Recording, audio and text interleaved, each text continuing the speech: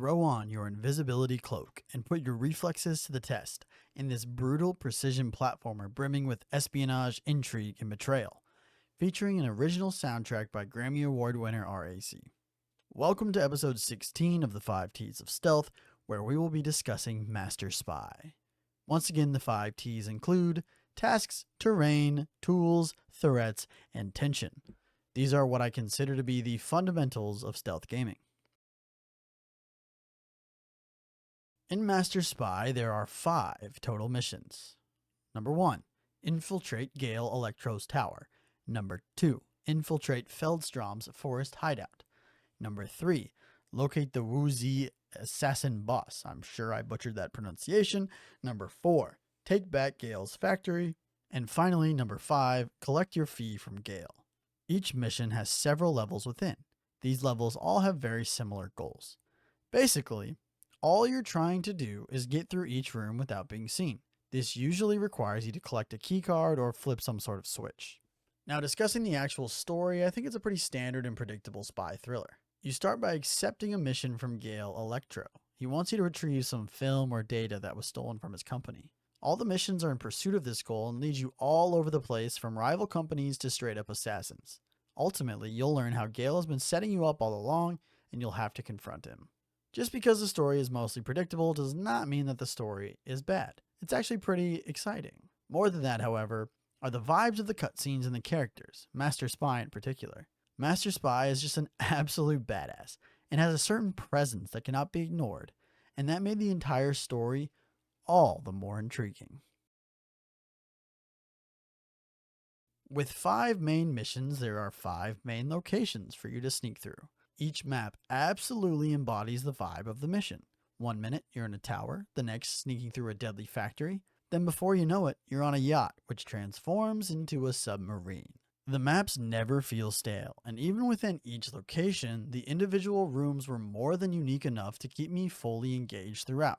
Never did it feel like, oh, this again. When in the factory, there's all sorts of deadly machinery, but then you proceed to the yacht and there's water on countless levels.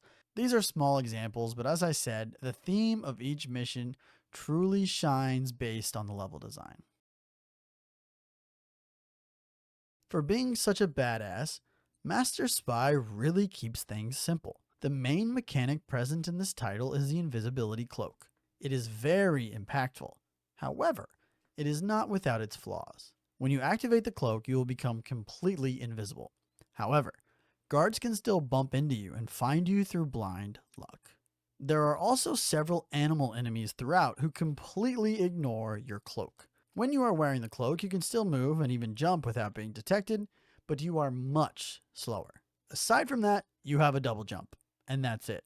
I suppose Master Spy is a simple man. This is where things get a little crazy. There are an absurd amount of things in this game that will find you and eliminate you. I'm going to divide this into 3 main sections: animals, humans, and traps. Then we'll have a few things that don't really fit anywhere else.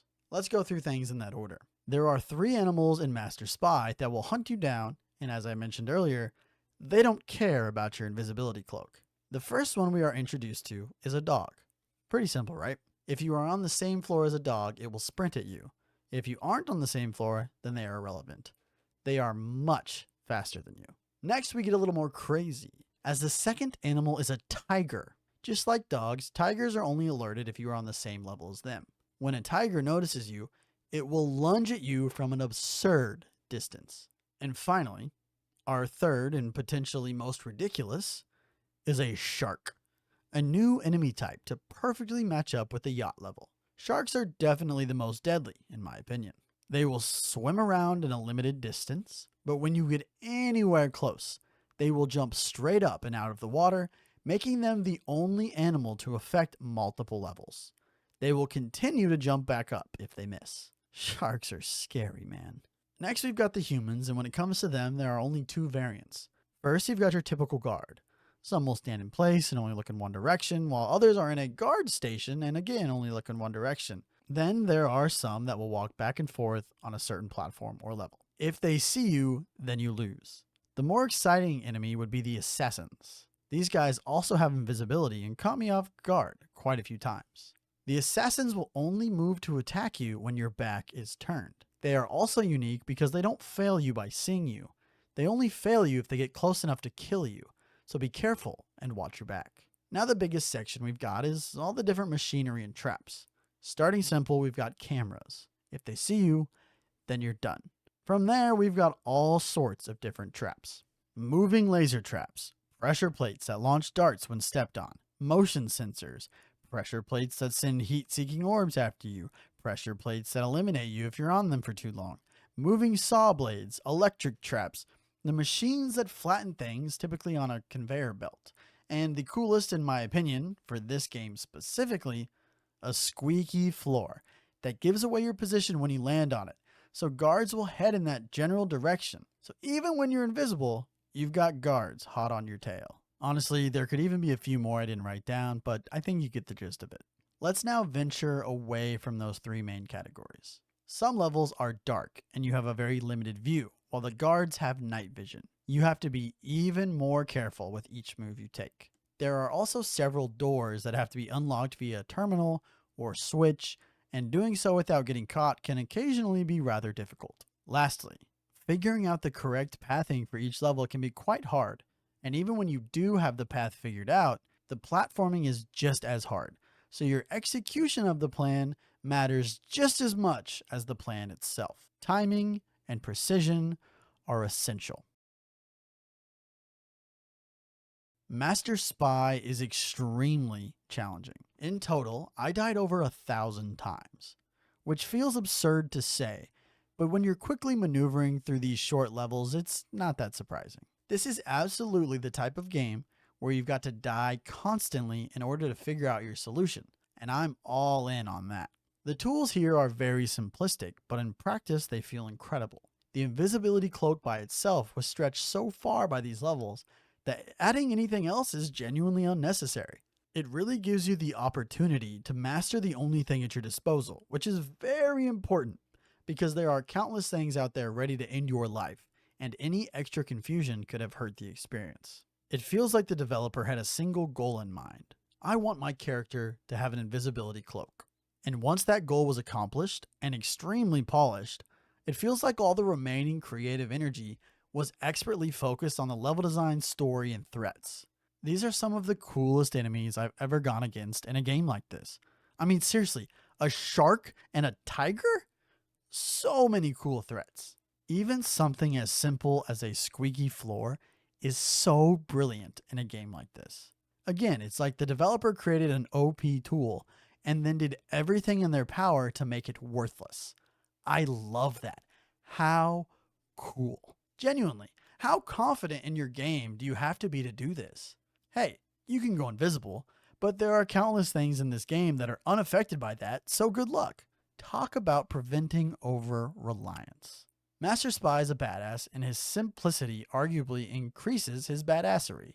He doesn't need all these fancy gadgets and abilities. No, just his trusty cloak and a job to complete. On top of all the gameplay, the story really is a nice cherry on top. You could have just been lazy with this and rested on the strength of your gameplay. But no, the developer made a compelling story, even if it can be pretty predictable. However, I think my favorite part of all the cutscenes is the art. I love the way the characters look in all their pixel art glory.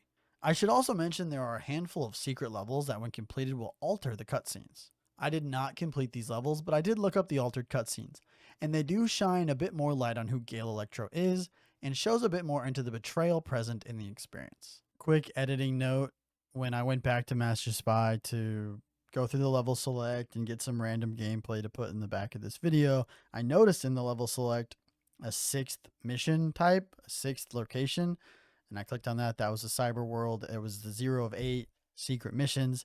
I found them, so I went ahead and did them.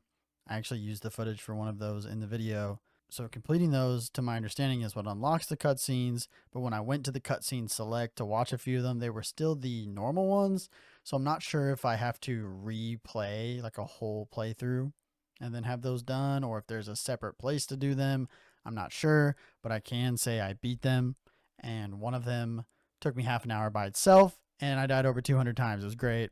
I'm happy I saw those and was able to go back and play them. But still, I already went ahead and watched the cutscenes on YouTube, so I'm not really obsessed with going back for a whole new playthrough just for these cutscenes. In a way, this title reminds me of Not the Robots, which was covered in episode 15. As I mentioned in that review, you are forced to eat your cover, which makes sneaking much harder. It feels like the developer of Master Spy, Turbo Gun, took a bit of a similar approach. While Not the Robots forces the player to abandon their cover, Master Spy provides countless dangers that ignore the invisibility cloak, the sole tool at your disposal. I can really appreciate being forced out of my comfort zone and not developing an over-reliance on a specific strategy. Let me know if that feels like a bit of a stretch or if I'm actually onto something. I'm rambling a bit now, but I love when a game goes all in on the danger, even if it arguably contradicts the player's abilities. Master Spy is a fast-paced evasion form of stealth, and I was addicted throughout my entire playthrough,